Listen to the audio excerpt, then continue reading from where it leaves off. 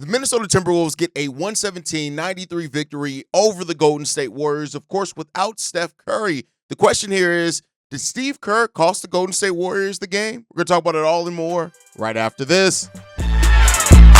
Welcome to the number one place for your daily basketball news and analysis, NBA Central. What's going on, basketball fans? Welcome to another episode of NBA Central, aka Six Man Shenanigans. I'm one of your hosts here, Hayes. But let's go ahead and get into it, man. This was a pretty straightforward game, right? It did get a little bit exciting at one point where the lead got low, but the Minnesota Timberwolves, for the most part, owned this game from the outset. They got out to a 29-15 run to start off the quarter. They won the second quarter. They won every single quarter in this game. Now, like I said, the Golden State Warriors made it interesting at some points in this game. And, my opening question of did Steve Kerr cost them the game? It's playing a little coy there, right? Steve Kerr did say after the game that, he wanted to let the game kind of naturally come if they were going to win it. He didn't want to try to force anything or play guys a lot of minutes or longer stretches.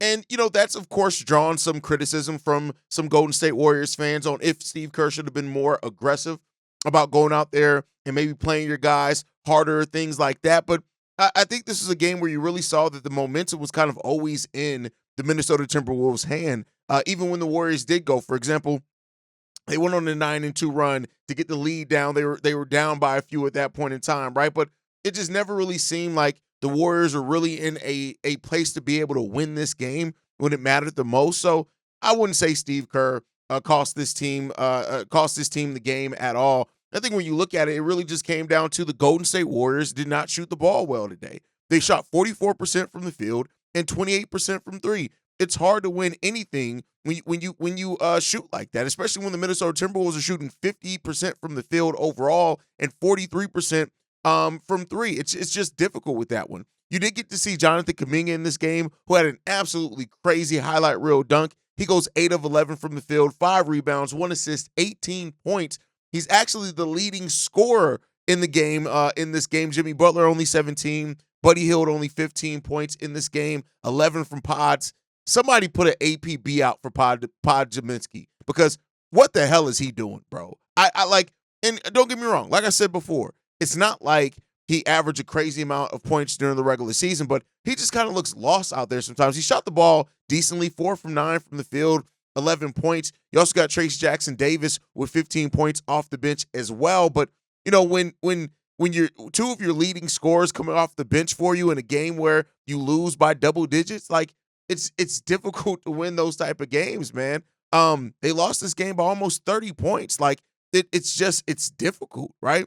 But the Minnesota Timberwolves came out with the right amount of energy that they needed in this game if they wanted to win. Anthony Edwards is still kind of up and down. He goes 6 of 13 from the field today, which is good. 9 rebounds, 5 assists, 3 steals, 1 block, only 20 points. You get 24 from Julius Randle, 16 from Jaden McDaniels, 20 off the bench from Nickeil Alexander-Walker. So that's all good there. And the Minnesota Timberwolves, they performed the way that they needed to perform. We knew that they had to come out here in game 2 and get this win, especially with Steph Curry not being in this game. And they took care of business. They came out with the intensity that was needed. And, they especially start off that first quarter, and they got it done. And that's really what you needed in this one, man. They went on several big runs in this game. A 13-0 run to start the game, which is absolutely crazy. And, the Wolves with their athletic, versatile defense that they have there, it's just a lot for the Golden State Warriors to overcome, right? And especially when you don't have the firepower like Steph Curry and Buddy Hield, who you already knew that eventually Buddy Hield was going to come back down to earth. It is what it is, man. It's unfortunate, for the Golden State Warriors that they get out, they still home court advantage in game 1, and you lose Steph.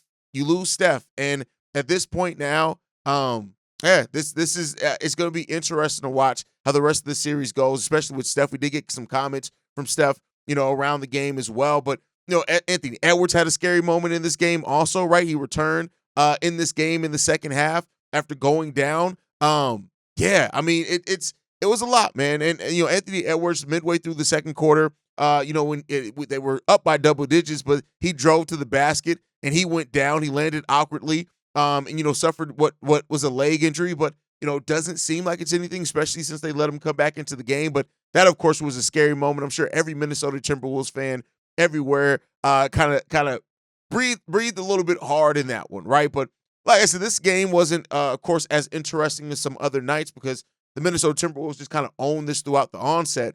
You get Jonathan Kuminga. I had a crazy third quarter, completely posterized Rudy Gobert when it was down to it. I'm sure that was a cathartic moment for Jonathan Kuminga, who is heading into unrestricted free agency. He's fallen out of the rotation several times under Steve Kerr. But maybe that could be a reminder for Steve Kerr that, hey, while Steph is out, you're going to need some of that. You're going to need a little bit of right? You're going to need something there. And, we'll see what happens if they can get him maybe in there a little bit more. I'm not saying he can provide like some huge spark plug or anything when it comes down to it. But, for what it's worth, Ant after the game said that he felt great. But I want to talk about the comments from Steph, right, in regards to his injury, right? And he talked about how safe they're trying to play this in regards to a potential return, saying this is new. From all that I'm learning about how quickly you can get back, there has to be a healing process. It's just the way the body works. You can't accelerate it more than what it's telling you. So it'll be one of those after a week, like really reevaluating every day to understand when it's safe just to even think about playing, let alone how much you can push it. Eventually, there'll be conversations like that, but I'm not anywhere close to that. Like I said, it has to be a natural healing process. So for anyone that was hoping that Steph was going to maybe come back before the week, it seems like he's going to be out through Game 5. And that gives the Minnesota Timberwolves 3 more games before a potential Steph Curry, return. And they need to win they need to try to win all 3 of those games, absolutely, to just go ahead and close it out, right? But you definitely want to be, if you can go up 3-1 by then, I wouldn't want to be down 2-2 with Steph coming back if they're able to tie you 2. So, we'll see how that goes and how that develops and how it affects this series, of course. But, overall, like the Minnesota Timberwolves, this is a moment now for the Timberwolves. And like I said before, coming into this game, Anthony Edwards to really step up, continue being that alpha, continue being that leader for this Timberwolves team, and just keep it pushing, right? And I'm not saying that every game is going to be easy. Every game is not going to be like this. You're going to get a playoff Jimmy Butler game. It's going to come at some point in the series. I have no doubt about it. And maybe I'll be wrong about that, right? But I don't think there's going to be I don't think there's a chance as you get through this without that. I'd be more surprised if we don't get it than if we do, right, when it comes down to it. But Anthony Edwards, who's been on his own, right? And it is what it is. We'll see. So you got to stay focused in. Anthony Edwards also talked about Julius Randle and him stepping out when it came down to it. He said he's an alpha male, man. He stands out when he plays like that. We're hard to beat because Julius Randle did. With Anthony Edwards not necessarily having a crazy game, Julius Randle was the guy, right? And he stepped up like the team needed it to, and he's done that a lot in this playoffs so far. It's going to be interesting to see how Julius Randle continues to play here. But now the Golden State Warriors, Minnesota Timberwolves are all locked 1-1, right? And so, we'll see how that goes. They play again over the course of the weekend, and we'll just see how things shake out there. But tomorrow, we got more fun basketball. We got the Cavs and Pacers. This is I don't even know what to say. Like, if the Pacers win this game and the Cavs go down 3-0, I'd say they're cooked. They are absolutely cooked if that's the case, in my personal opinion. So the Cavs are going to have to come out here with some crazy energy to match with the Indiana Pacers because you do not want to go down crazy to the Indiana Pacers if you can avoid it. You just don't want to do that, right? And so that's going to be the game. That's the first game tomorrow on Friday at 7:30 p.m. Eastern time. And then you get the second game. The OKC Thunder versus the Denver Nuggets, tied 1-1 right now. The Denver Nuggets came out and were hitting haymakers at the Denver Nuggets. The OKC Thunder did in that game too. The Denver are going to have to match that intensity coming into game 3. They're going to have to match that intensity. You cannot let the Thunder come in and do what they did against you on their home court, on your home court. Otherwise, you might as well go ahead and write all that shit off. You might as well go ahead and shut all that shit down, right? And, of course, the MVP is going to be announced here sooner rather than later, too, as well, which I wonder how that adds a different dynamic to the series as well as it keeps going on.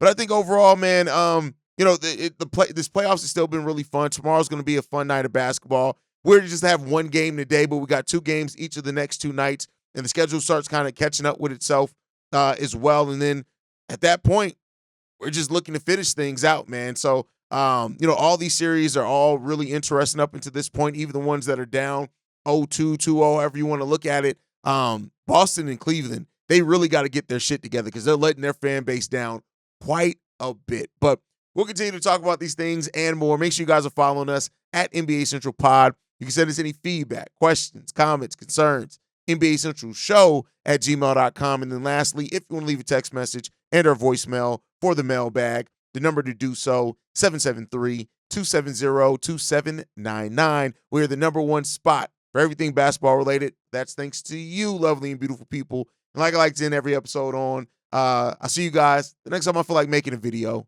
Probably tomorrow. Peace, y'all. This has been a presentation of the Break Media.